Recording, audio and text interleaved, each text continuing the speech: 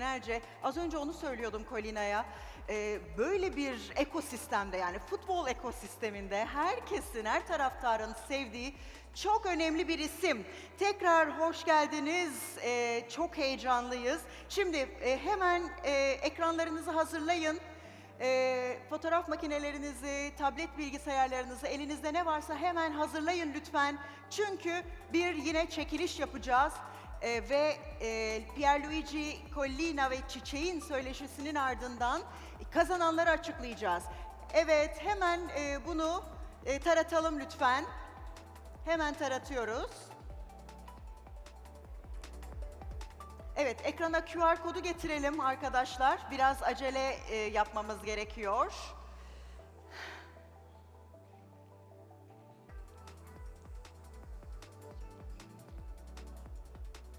Evet, QR kodumuz geldi mi?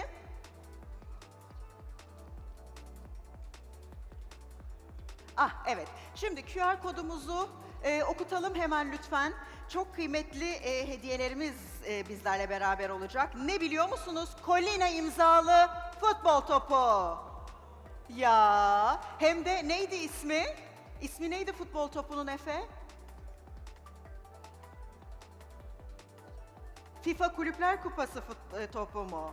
En son çıkan, herkesin istediği, çok sevilen bir futbol topu. Pierluigi Collina imzalı bir futbol topu sizlerin olacak. Ve eğer hazırsanız başlıyoruz. 5 soru var. İsminizi, soyadınızı tam olarak, net olarak giriniz. 5 sorumuza doğru cevap veriniz. Kazananları bu panelin ardından sizlerle paylaşacağız.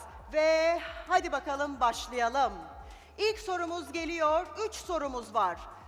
En hızlı cevaplayanlar, en hızlı.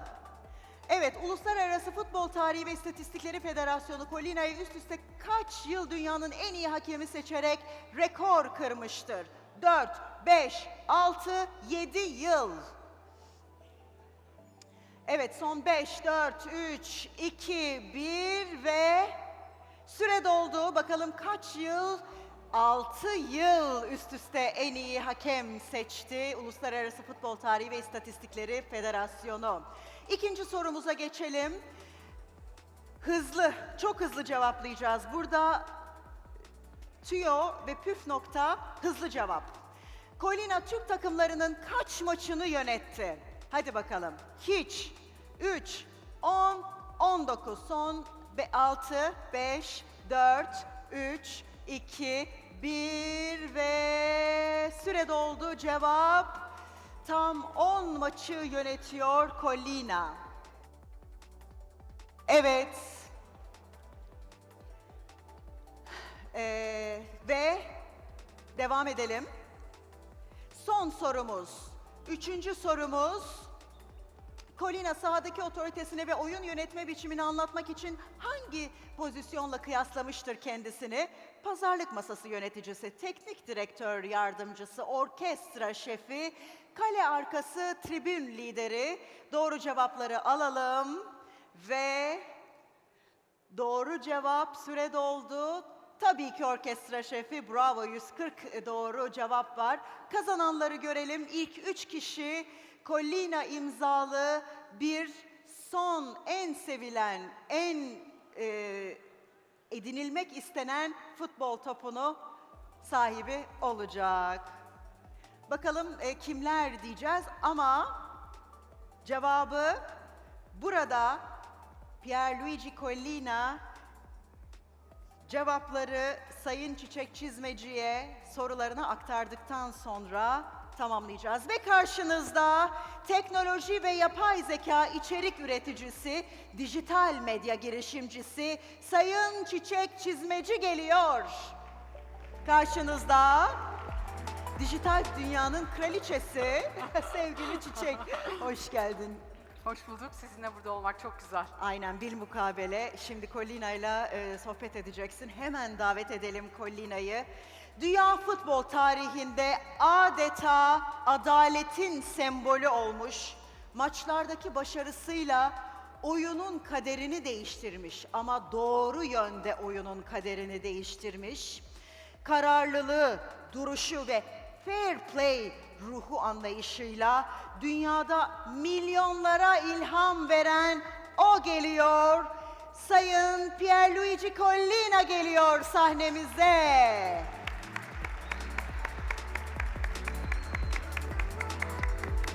Monsieur. Thank you. Ve söz tabii ki çiçekte. Çok teşekkürler. It's such an honor to be with you on stage today. Thank you. I'm sure the audience thinks the same way. You were named the world's best referee, not only once, but consecutively 6 years in a row, from 1998 until 2003. In June 2002, you officiated the World Cup final between Brazil and Germany. And I'm here as a technology influencer or news reporter today. So people may ask why I'm on stage with you, I'm sure. But as today is the last day of Türkiye's Innovation Week, we have listened to many professionals in their fields in the past 2 days. And you are one of the professionals in your field. And Turkish supporters love you. So we would love to hear your success and your success story and the challenges you faced. So let me ask you. You are one of the most beloved referees in Turkey, but you are also internationally, worldwide known. You officiated 10 Turkish matches. How would you describe your connection with Turkish fans?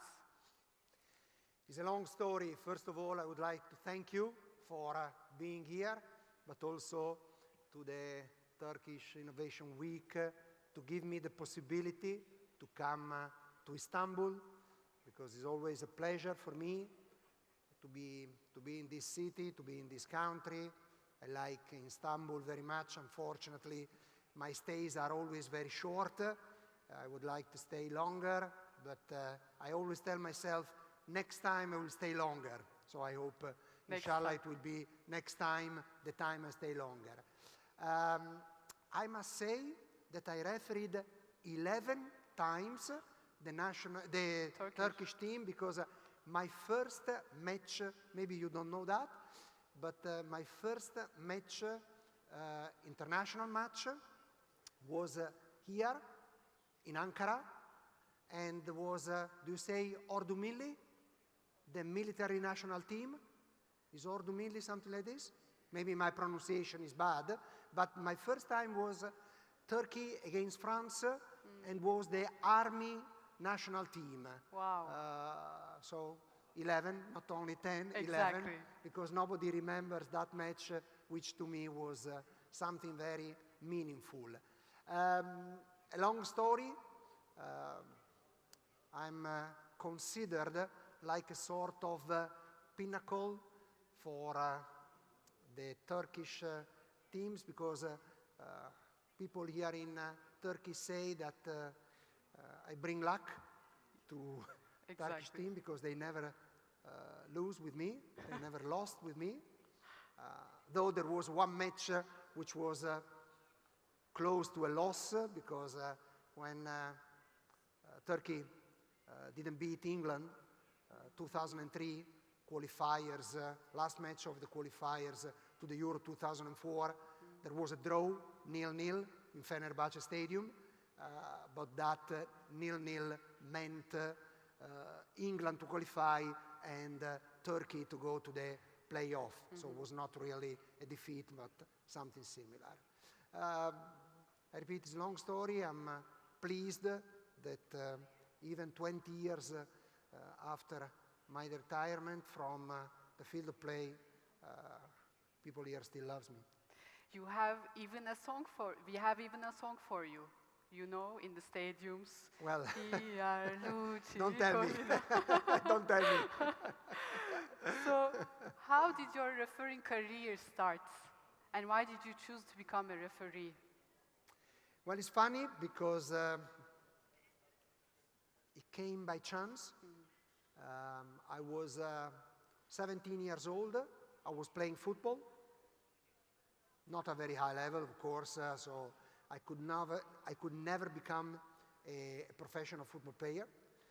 So I was attending the high school in Bologna, where I was living at the time, north of Italy, and my desk mate at school one morning came and told me, I just made an application to a referee course.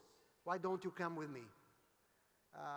And when you are 17 years old, you do things without any reason, just to make a new experience, just to make something different, without any goal, without thinking that you will continue, probably for 1 month, 6 months, for a short period, just to do something different. So it started really by chance, without, I would say, any reason, any specific reason. And then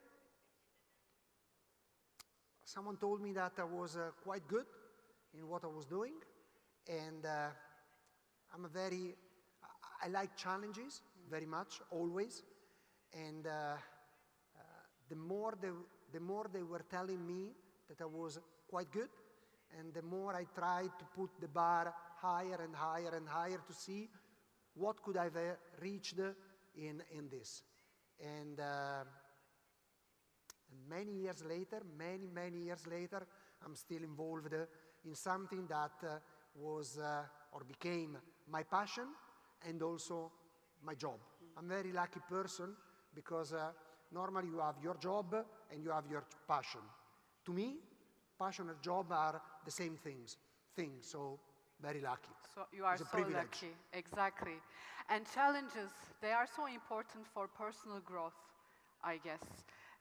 We are in Innovation Week, and to innovate, we have to face challenges. I read your book, and I saw the term, we only see the surface of an iceberg as an audience when we are looking to the referees. But I saw that, and when I wrote your book, I came across that you were training like football players, as much as them. So, and you cannot take sides. So, as you said, one needs a great love, respect, and passion for handling such pressure. So how do you handle such pressure and make the right decisions under high stress? Well, of course, when you deal with something difficult as refereeing a match in top football is, you are under a very heavy pressure, with different meanings of it, because the pressure comes from the importance of the match. It comes from, let's say, the difficulty to assess very uncertain incidents. The worst decision maker can face when he has to make a decision is lack time. Basically, when you have to make a decision, you normally take time, you try to involve different people, getting advices from them, getting their opinion, their support. On the field of play, the referee has no time. He makes the decision in 1 second. And as I said before, what you are deciding might be very important for yourself, because making in a big match, making a good call or making a big mistake can completely change your future, your career. But also for players, for coaches, for the clubs. Today, football is a show business, with the business part becoming more and more relevant. We have clubs which are companies, some of them on the stock market. So for them, the result is important, not only in terms of sport, but also in terms of revenues and future. But also for a country, because being qualified for the World Cup next year, 2026, for a country or not being qualified means a lot. If the country, like Turkey, for instance, is a very football country.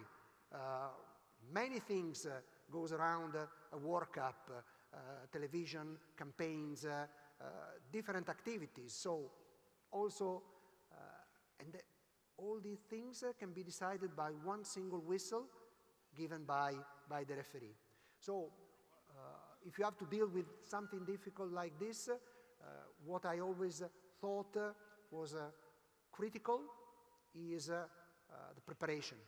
You need to be up to the difficult task you are given. And that's why I say everyone knows the 90 minutes is a sort of spotlight, gives you the referee during the 90 minutes, but then in the dark, behind the curtains, there are a lot of things which are unknown, and they are the preparation of the referees. They work a lot. We work a lot. I was used to work a lot because, I repeat, for a decision maker, when you have to decide, you cannot hope to be lucky in making a good decision or try to find alibis to justify a mistake.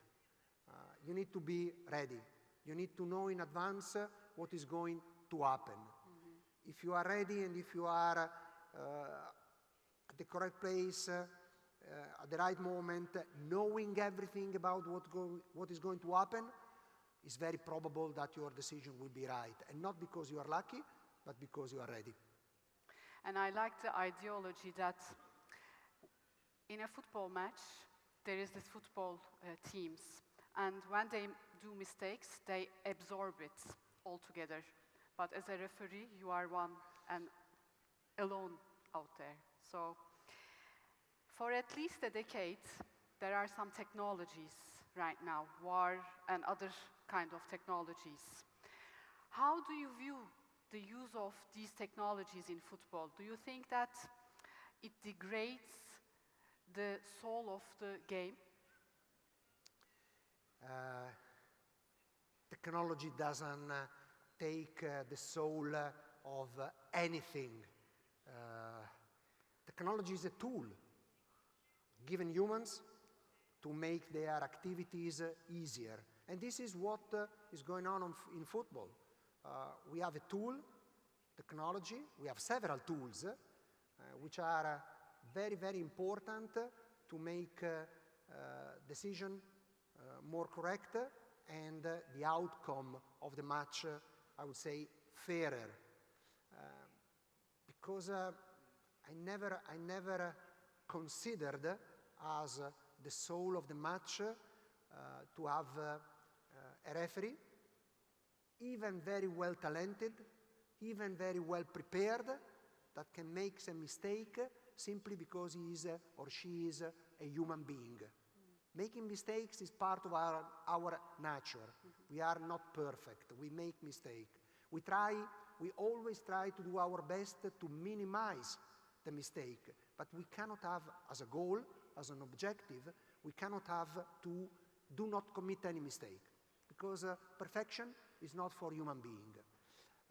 So, whenever a mistake happens, and the mistake can affect the outcome of the match, having a tool, having technology, helping you to prevent these mistakes from being committed, this is something great. That's why I'm very happy. I was part of the body which started to think which kind of technology could have been implemented in football to support referees in their decision-making process.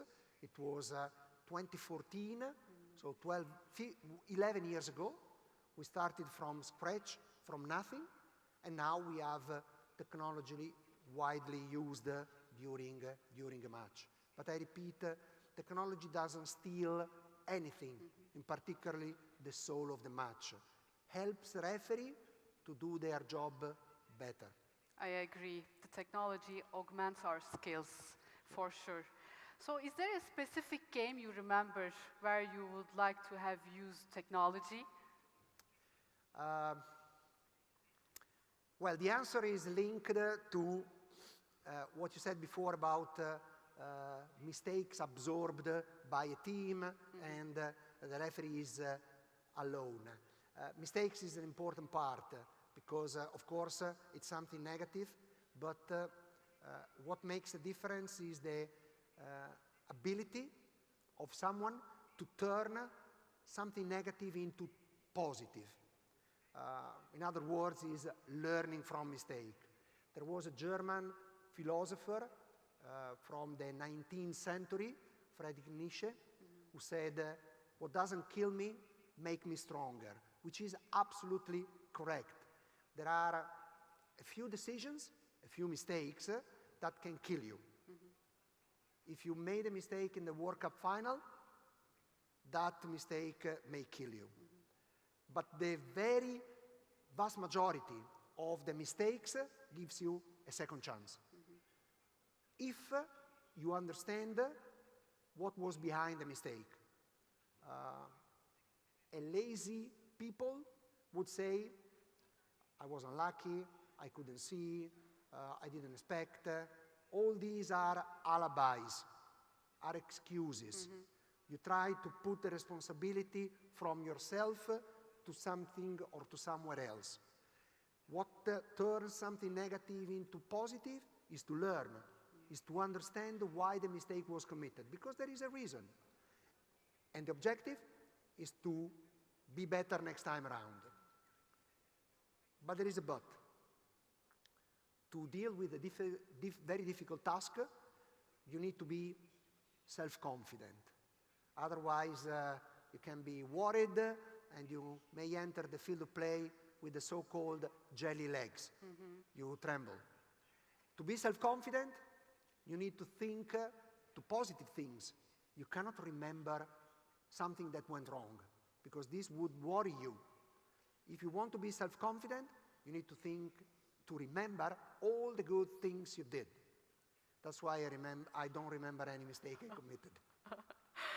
That's a great answer. I was expecting that you will give me a match, but you didn't. Thank you. But I understand that you would be happy to use technology. Of course, because I committed mistakes, and whenever I committed a mistake, having the chance to use this tool to change my initial decision and get the good one, the correct one, would have been certainly the best thing I could have dreamt at the time. So in your book, you talk about doing the best you can. I like that wording. I like that saying. It's really important for us, for human beings, I guess, to do the best as we can. So how can we uncover our best? You said self-confidence, but how come that self-confidence comes into you? Well, I'm convinced that the most important match is always the next one. Cannot be the one you just did. And this is something which is not that clear to everybody or obvious, because we are humans and we tend to do things in the easiest way possible, or less demanding in terms of effort. And it happened to me to referee mid of the week a very important match, for instance, Manchester United, Real Madrid, semi-final Champions League. So the eyes of the world are on this match. And 3 days later, on Saturday, to referee a second division match in Italy. So the level like this. It may be obvious, I repeat, to think, this is an easy game for me. I was in a semi-final Champions League match 3 days ago. I can go with a flip-flop and simply walk in the field. I don't need to do anything. But that match in second division is your final, not the one you just refereed, because the expectation on you are very high, particularly if you are someone top. Exactly. So try to do always your best means that irrelevant which kind of match, irrelevant which kind of activities, you need to perform. You need to deliver the highest, the best performance possible. And you need always to be ready to deliver that performance. In your book, you were also telling that you were going to be sick, you were going to be ill in the World Cup finals, almost. So I was curious, was there any moment that you felt you failed? Well, luckily I never faced moments, critical moments, very, very difficult moments. Probably, and was a sort of turning point, sliding doors or whatever you call them, when my body decided to change, because I was 24 years old, and in 10 days I lost all my hair. Not here, but any part of the body, which is quite a big shock, because we were in 1984, and at that time nobody was shaving the head. So when I entered a restaurant or a public place, people turned at me, because I was completely different from all the others. And that was not an easy moment, because of course, being different, someone thought that maybe I was too different.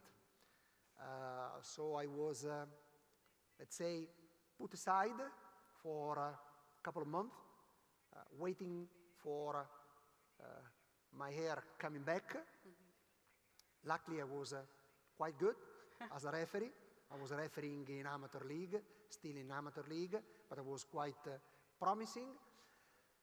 So I was given a chance, and I was appointed to referee a match with quite a large crowd to see the reaction, and the reaction was very positive. Nobody cared of my let's say aspect. They were more interested in the quality of the decision I was going to take. But definitely, this was a turning point, because at the time I could have decided to quit for this reason. I repeat, I like challenges, and I proved that even a bold referee or a bold man can get the top in an activity. What doesn't kill us makes us stronger. Yeah, for absolutely. Sure. Exactly. What is one habit you still keep from your refereeing career? Well, the habit to prepare. You are interviewing me, but I try to know everything about you before being with you. And this is preparation. This is knowing what may happen. And to me, this is something critical for everybody. You cannot be surprised by anything. You cannot try to find a justification to a failure simply saying, I didn't know. Today is easy. Today technology offers you plenty of information. I remember when I prepared the World Cup final in Japan, I shocked the Japanese staff asking, remember the VHS? So I asked all the VHS of the matches played by Brazil and Germany during the competition, because I wanted to watch those games to see what happened in those games, because it was very probable that what happened in those games would have happened in the final. So I spent one day and a half in my room playing with this VHS, the video recorder, looking at them. Today, technology, you go on internet, there are platforms, you simply type the name of the team or what you want to see, and you get all the information in 2 clicks. So it's easy to find this information. So don't be lazy, don't think that things can come only because you are lucky. Thing comes only if you are prepared. From our session, I get that we should be self-disciplined, confident. We have to be prepared, for sure. You cannot rely on your talent. Exactly. It's not enough. It's not enough. You need to work on your talent. Exactly. So, when we are leaving this stage today, what is one piece of advice you would like our audience to take with them today? This, don't be lazy. Work hard. Be ready to work hard. I work with referees now as a coach of referees in FIFA competitions, and what I always tell them is to be ready to work very hard if you want to succeed. Succeed is not a matter of casuality. It's something that comes only if you are dedicated, if you are committed, and if you love what you do. So basically is hard work hard, but also love what you are doing. I agree with you. Whatever you do, you must put yourself fully into it, even when technology helps you. And challenges makes us grow. Challenges make us grow, so that's really important. Thank you very much for this lovely session. It was a pleasure to have you here in Istanbul in Turkey's Innovation Week. Thank you very much. Teşekkür ederim. Thank you. Thank you very much. Thank you.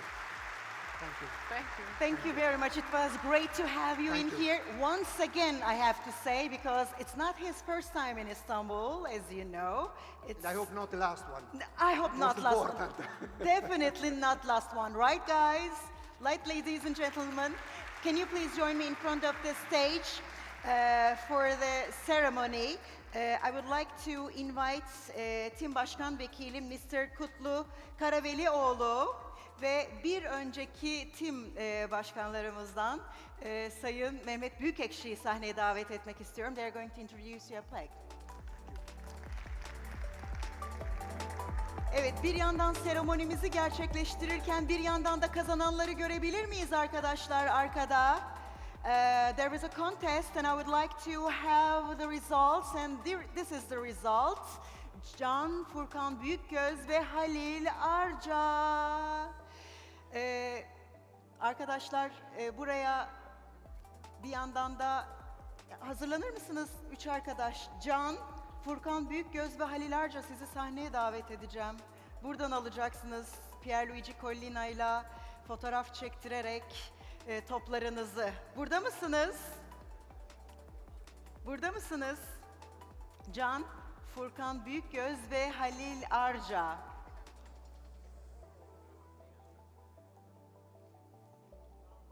Şöyle kenarda bekleteceğim. Oo, Can, Furkan, harika. Buyurun, sizi şöyle hemen arkaya doğru alayım arkadaşlar. Kutluyorum sizi, çok şanslısınız.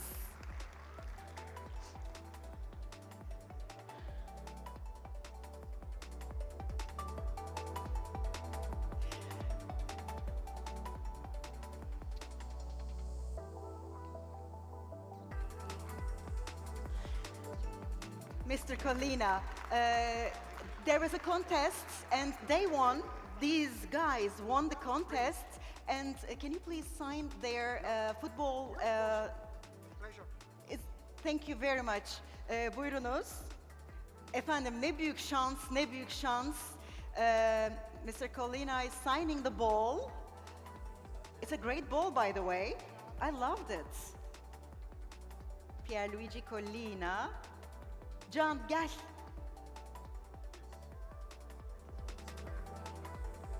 Collina'yı geleceğini biliyordum, o yüzden ona anlamlı bir şey almıştım imzalatmak için. Öyle mi? Ama top. Hatta bir kırmızı kart göstereyim mi? Gösterme ya. Collina'ya kırmızı kart gösterilir mi? Collina bütün beyaz kartların sahibi. Seviyoruz kendisini. Thank you very much. Çocuklar gelin, gelin.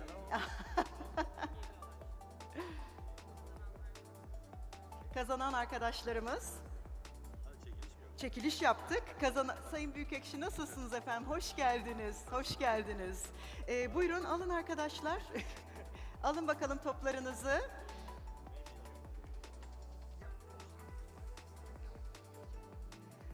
Mr. Collina, thank you for your contribution, for your participation in this lovely conversation. It was great to have you in here. Please come once again, as much as you want actually.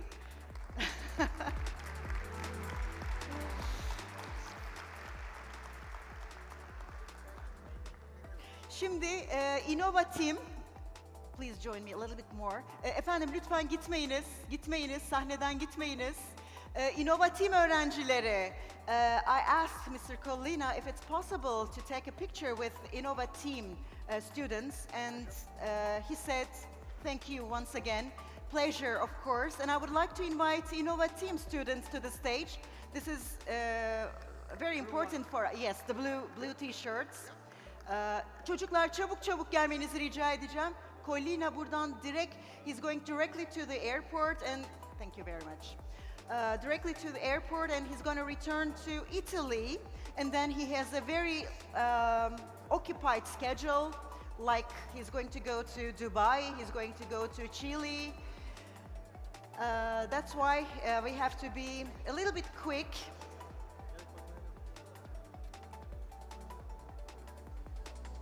Hoş geldiniz.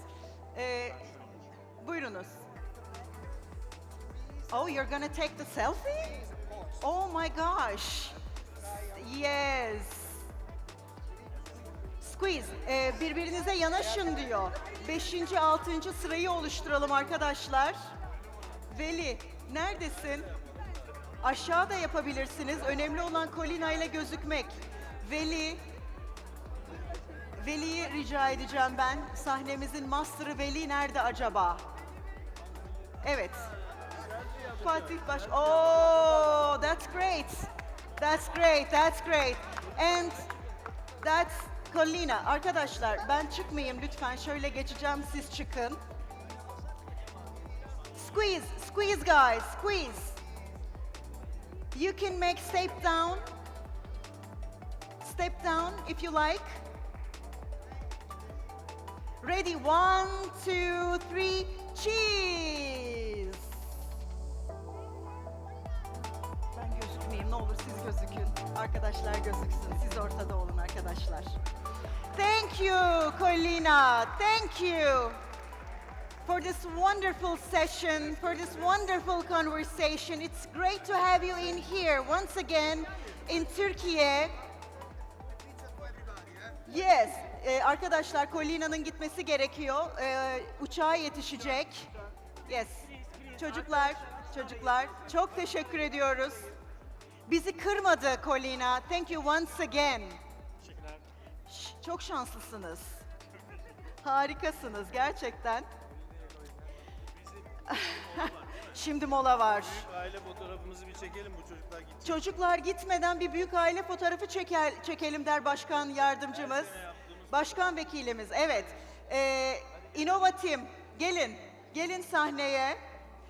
Başkan vekilimiz der ki, inovatif fotoğrafımız, bu bizim artık geleneksel fotoğrafımız biliyorsunuz. Olayım mı? Tamam. Ben de ailenin bir parçasıyım değil mi? İnovatif bensiz olur mu? Biz sizden çok memnunuz, çok güzel söylediniz. Çok teşekkürler. Başkanım. Nasıl? Başkan vekillerimizi de alabilir miyiz lütfen? Diğer başkan vekillerimiz de gelsinler.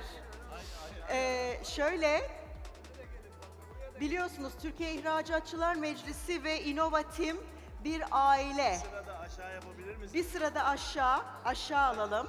Aşağıya.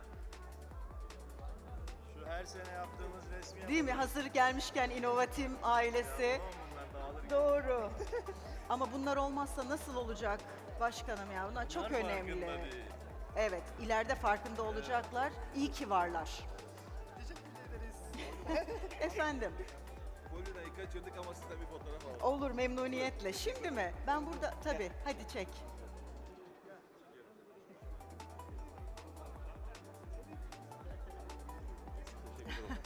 Ben Teşekkürler. de eski profesyonel futbol hakemiyim. Öyle mi? Aa. Kolejinde beraber.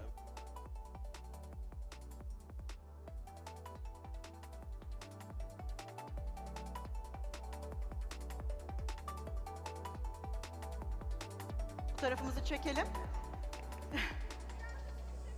Nasılsınız? Hoş geldiniz. Herkes gözüküyor mu? Kızlar gelin lütfen. Gelin, gelin, gelin. Gelin hanımlar gelsin, önde olsunlar. Gözüküyorsunuz değil mi hepiniz? Sen zaten uzun boylusun.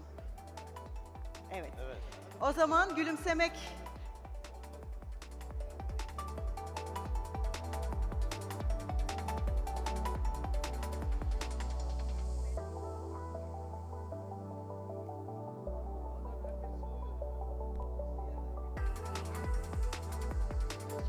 Çok teşekkür ederiz. Evet, işte budur. Harika. Ne demek, ne demek başkanım. Sağ olun. Tabii, hadi gelin hemen. Çok teşekkürler. Çok harika. Çok teşekkür